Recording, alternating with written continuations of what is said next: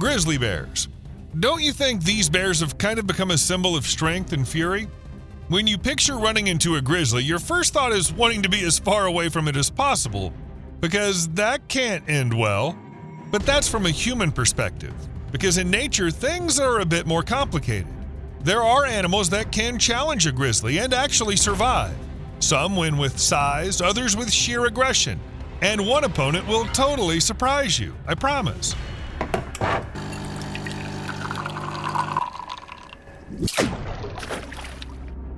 Just an unobtrusive reminder to do that thing under the video. Did you know grizzlies can weigh more than 3 grown men? Bulk, muscle, towering size, that alone is usually enough to give you goosebumps. But the truth is even scarier, and without any exaggeration. Grizzly bears aren't just huge. They're incredibly agile and can hit speeds of up to 30 miles per hour. They've got the power to be both sprinters and marathoners. Their endurance lets them cover vast distances, and their bodies are built to handle any terrain. So they're big, fast, and mean as hell. The real danger comes from the grizzly's aggressiveness and its monstrous physical power. A grizzly's bite force reaches about 68 atmospheres, more than enough to crush bones and tear through flesh with ease. Some reports even claim such a bite could crush a bowling ball. And if that's not enough, grizzly bears have claws, long, sharp, practically weapons in their own right. One swipe is enough to inflict fatal injuries on any opponent. In short, the grizzly is the embodiment of strength, speed, and fury. It feels like nothing in the wild can really challenge them, and stories about grizzlies sound almost like urban legends. For example, in 2002, a hunter shot a bear point blank right in the head, and it survived. For any other animal, that would have been the end on the spot, but not for a grizzly. Or have you heard that these special trash containers in Yellowstone are made so heavy that animals can't tip them over? Each one weighs more than 794 pounds, but grizzlies manage even that. For them, it's a matter of strength and persistence. Just flip it, break it open, and get what's inside. There have been cases when a grizzly was hit by a car going about 60 miles per hour. The bear got up and walked away. And in Banff National Park, a grizzly was hit by a train twice, yet it didn't become any weaker or any less fierce. And grizzlies can even drag a bison carcass. The males of these hoofed giants weigh anywhere from 992 to 1,984 pounds, but the bear handles them like it's nothing at all. That's a pretty good illustration of their strength, a predator that can move almost a ton of meat, alive or dead. Grizzlies are so tough that even scientists recognize it, and they do so in the most official way. The Latin name of the species is Ursus arctos horribilis, which in a literal translation means horrible bear or scary bear. And when the word horrible is right there in your name, that speaks volumes. When people talk about who could take down a grizzly, the first that come to mind are tigers or lions. The internet's full of videos and debates on this, but to be honest, a tiger doesn't stand a chance in a fight with a grizzly. Sure, the tiger is the biggest cat on the planet, but male grizzlies are usually twice the size and built way better for a real fight. They've got stamina, a thick neck, a protective layer of fat, and raw power. And in close combat, that's what really matters. And this isn't just theory, since tigers in the wild already cross paths with bears. In the Far East, Amur tigers fight brown bears, and in India, sloth bears. Keep in mind, grizzlies are one of the biggest subspecies of brown bear. Only Kamchatka brown bears and Kodiak bears are larger, which means if even smaller relatives can stand up to tigers, then a grizzly would just tear its opponents to shreds. I'd also keep lions out of this. One-on-one, they don't have the slightest chance. Yes, maybe a pride could bring down a grizzly with numbers, but that's no longer a fair fight. That's a whole different story. So no big cats today. Against a grizzly, you need completely different opponents. For example, other grizzlies. As proof, I can point to the famous resident of Banff National Park, officially known as Bear 122. He goes by the nickname The Boss and holds the title of the biggest bear in the entire park. He's estimated to be about 23 years old, and he's always the first to come out of hibernation, roaming the hills and forests like he owns the place. But the boss doesn't just wander, he kills and then eats other bears. Scientists have recorded such cases more than once. For example, in 2013 in Sundance Canyon, the boss is believed to have killed and eaten a smaller bear. All that was left of that bear were the skull, the hide, 4 paws, and a few bones. According to experts, the fight probably didn't last long. The boss was about 5 times the size of the 44-pound young black bear. And it wouldn't have been so bad if it was just black bears, but the boss fought fiercely with other grizzlies too, including a big rival, a 500-pound bear named Split Lip, and the boss won. Today, he's the most dominant male in the Bow River Valley. There's no one in the food chain who could take him down, and his reputation is terrifying. If a grizzly is capable of taking out its own kind, then who can stop it? The answer is obvious: some other giant, equal in strength and terrifying in size, the polar bear. Ursus maritimus is the largest land predator on the planet. The grizzly, its close relative, is smaller, but they still look alike. DNA analysis shows that they were once the same species, which split around 400,000 years ago. Maybe that's why both species can be equally formidable opponents? Of course, in terms of size, the polar bear is more impressive. Body length is from 8 to 10 feet, shoulder height goes up to 63 inches. Grizzlies are slightly smaller, length up to 9 feet, shoulder height 60 inches. The polar bear is bulkier, but the grizzly is better built for a ground fight since it's generally used to fighting its own kind. Territorial, aggressive. Well, you get the idea. Everyone has their own tricks. A grizzly has sharp, long claws, perfect for digging and killing, plus longer legs and ears that help in quick fights. A polar bear has a longer skull and snout, is an excellent swimmer, and can hold its ground on slippery ice. And it's huge. No, really. So if we imagine these two getting into a fight, it'd be a clash of titans, and most likely the polar bear would win. It would just overpower the opponent with its mass and size, and the grizzly probably wouldn't stand a chance. But of course, it all depends on the exact situation and the reason for the conflict. In the wild, nothing's ever that simple. In recent years, such encounters have really been happening in the Arctic. Grizzlies are moving north more often, expanding their range, while polar bears, on the other hand, are heading south. As a result, their territories start to overlap, especially in coastal areas where both species are looking for food. Sometimes these meetings even lead to hybrids. But that's not what we're talking about now. A common reason for clashes is whale carcasses. For polar bears, they're a crucial source of energy, especially at the time of year when they hardly hunt and live off stored fat. Grizzlies come to these carcasses for a different reason. They need to pack on weight before winter hibernation. And it's here that scientists have recorded the most dramatic encounters. For example, during observations, a whole dozen adult polar bears suddenly scattered when a single grizzly walked by. And the most surprising part was that it reached half the size of those bears and didn't even show any aggression, just walked past. But the polar bears chose to back off. Studies show this isn't an isolated case. More often than not, grizzlies win the fights over whale carcasses and force polar bears to leave. Why? Scientists have a few theories. First of all, character. Grizzlies are generally more aggressive, they're meaner, more confrontational, and way more likely to pick a fight. And that's no coincidence. It's just how evolution works. Throughout the Pleistocene, they had to compete with other big predators, wolves, saber-toothed cats, even other bears. In the end, the toughest survived. Polar bears, on the other hand, hunted on sea ice, where there simply weren't such rivals. They rarely had to compete, so their habits are different. Moreover, polar bears have access to high-energy prey almost all year round. Seal fat's the best fuel for their bodies, which they could easily get and never worried too much about anyone else claiming it. Grizzlies are a different story. They're omnivores, and finding a rich energy source is the most valuable thing for them. That's why they guard it fiercely, unlike polar bears who, when faced with an unexpected and really angry neighbor, just prefer to back off. For them, a fight is a waste of energy, and in the cold, no one spends energy for nothing. Secondly, it's about the time of year. Grizzlies take risks in the fall because they need to store as much energy as possible to survive a long hibernation. And they have to do it in a very short time. Polar bears don't hibernate. At the end of summer, they actually try to save energy, minimize effort, and wait for the sea ice to return. Polar bears know the main prey will show up in the spring when ringed seals are available, so it's easier to avoid conflict and wait. Grizzlies, on the other hand, have nowhere to back off. They need to eat right now, or they might not make it to spring. And finally, thirdly, grizzlies can just afford to take risks.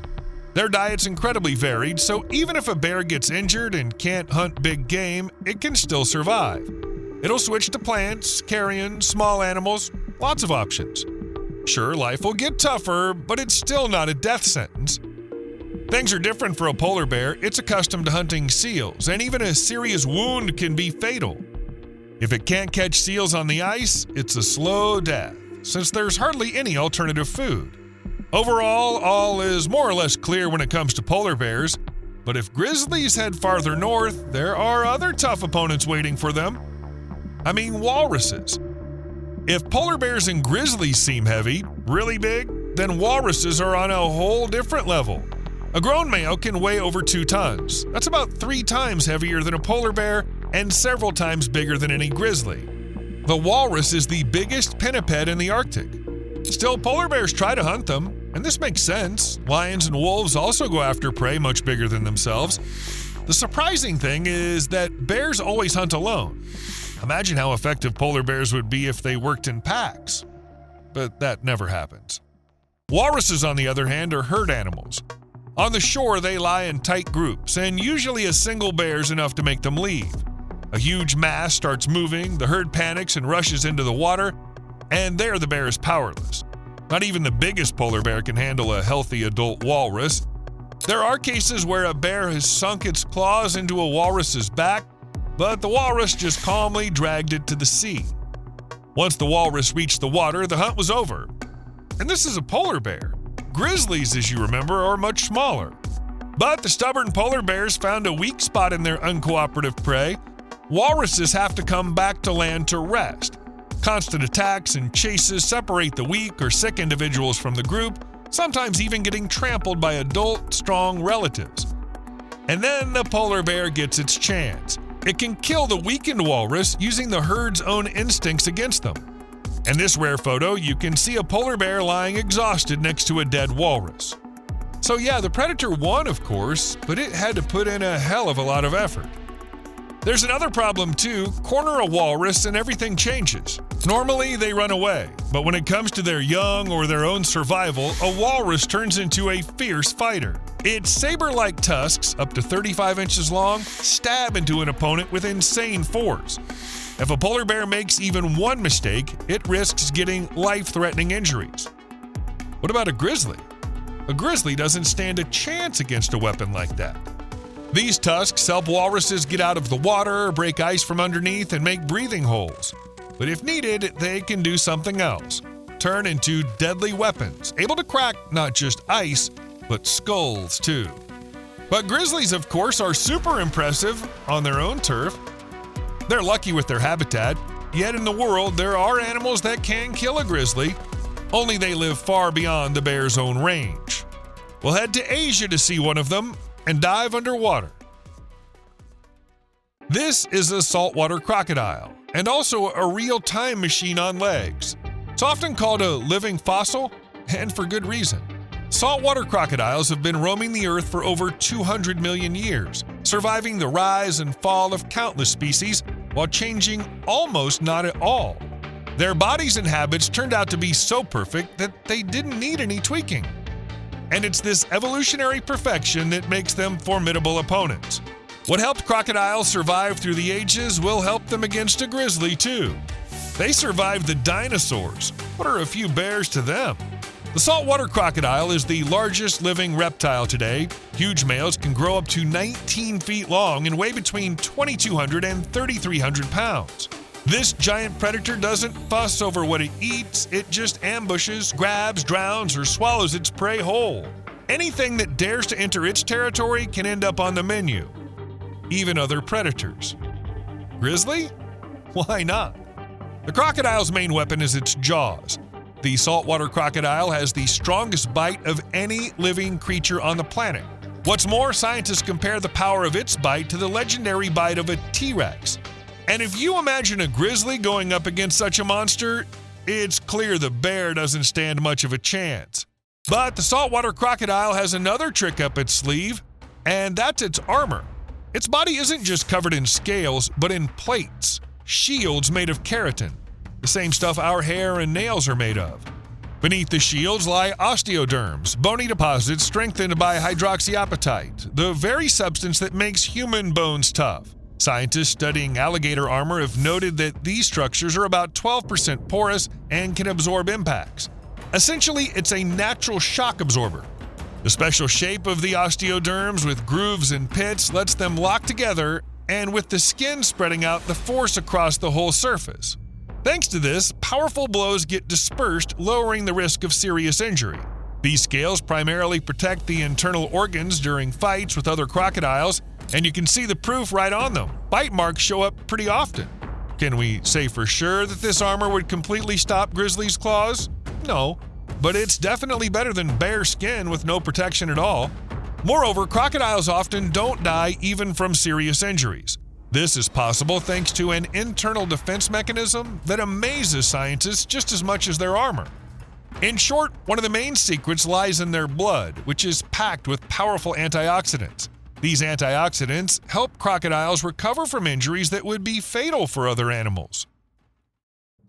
So putting it all together, the saltwater crocodile clearly has the upper hand on every front. First of all, water. A grizzly runs great, but it can't hold its breath like a crocodile, so all the reptile needs to do is drag the bear into the water and hold it long enough. A crocodile's bite is so strong that breaking free is almost impossible. That is, the grizzly will, of course, fight to the end. But sooner or later, it'll run out of strength, and the bear will drown. Second, armor. The bony plates and osteoderms of a crocodile don't make it invincible, but a grizzly's claw strikes won't do critical damage.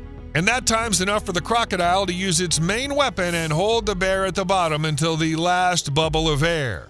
If the saltwater crocodile is fearsome in the water, then in Africa it has a rival that's just as deadly both on land and in water. That's the common hippopotamus, the third largest land animal after elephants and white rhinos. At first glance, it might seem slow and even a bit comical, but that's an illusion. In reality, a hippo is fast, furious, and damn dangerous everywhere, from any angle. No wonder it's considered one of Africa's deadliest animals. The weight of an adult hippo ranges from 1.4 to 5 tons. This giant can also open its mouth nearly 150 degrees, and that isn't just a scary trick, it's a weapon. Its lower tusks, over 12 inches long, are sharp and strong, serving as the main tool in fights with other hippos. Hippos fight all the time, especially when their territory is crowded and they have to compete for resources.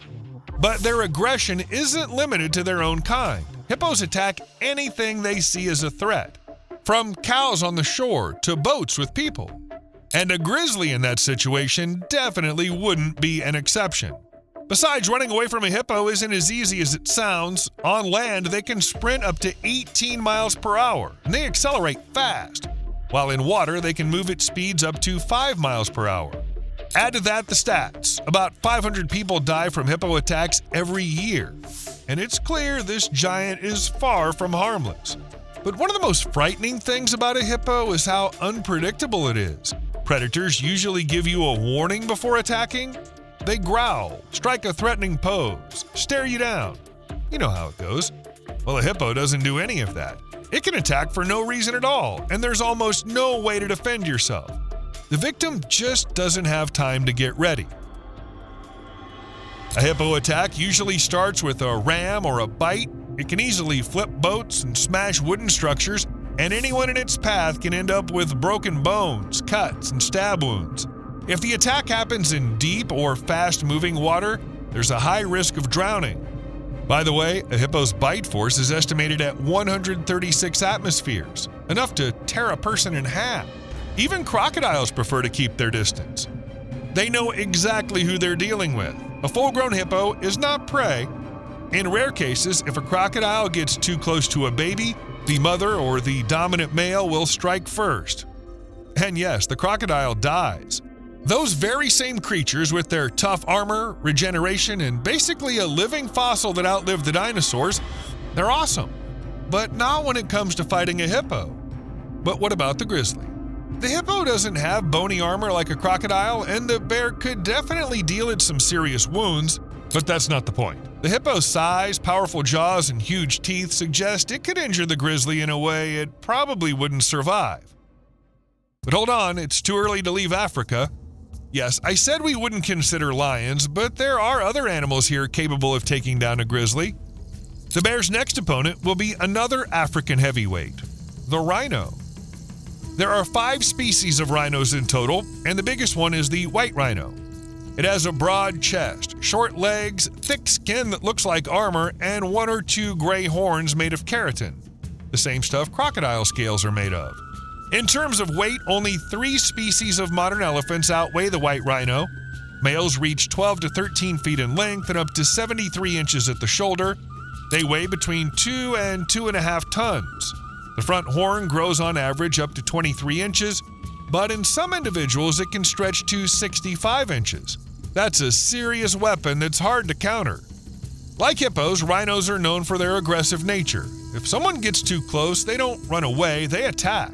Even an accidental bump with one of these giants can end in serious injuries. Numerous stories confirm this. In 1998, there was a case in Africa where a rhinoceros killed a fully grown lion. A group of young lions attacked the rhino, probably out of ignorance, but instead of backing off, the rhino snorted and charged at the nearest predator. It turned out to be an adult male lion.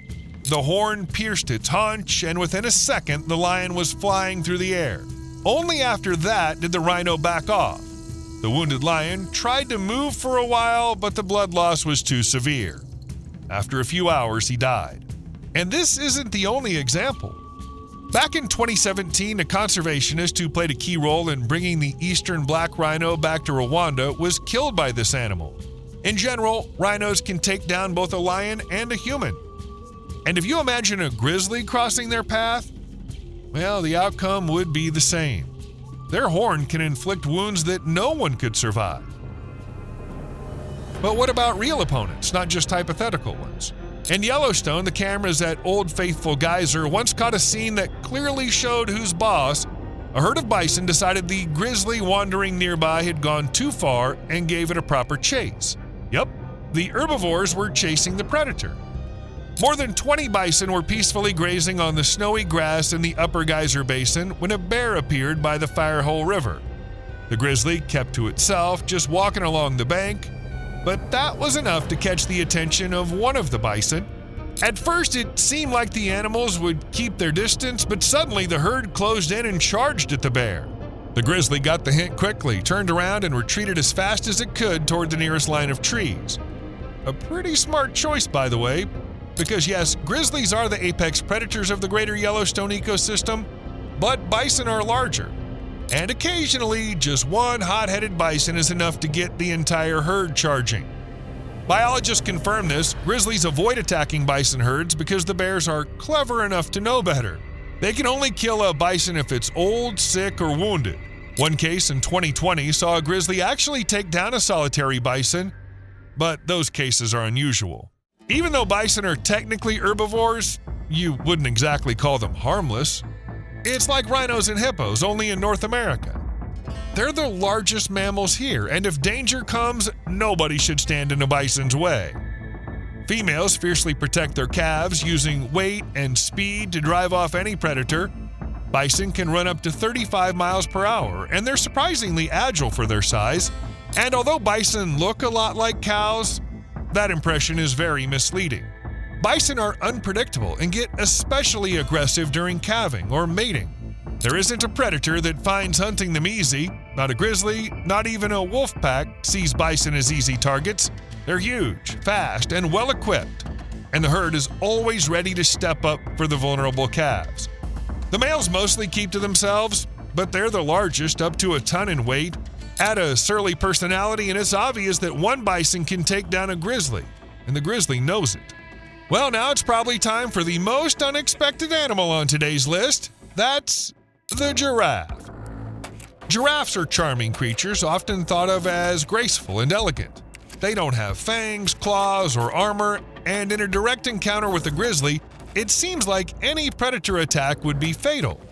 But this gentle giant has one single, yet very serious weapon: a kick.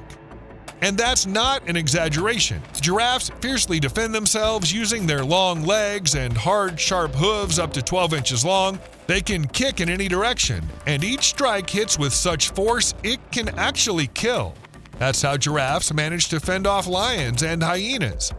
Lions, by the way, only attack them in big groups, and even then very rarely, because the risk is too high. There are cases where a giraffe's kick killed a lion or even decapitated it on the spot. Now picture a grizzly. Its size, teeth, claws, none of that matters anymore because one precise strike to the head and the planet's fiercest bear wouldn't stand a chance. You owe me a like. See you later.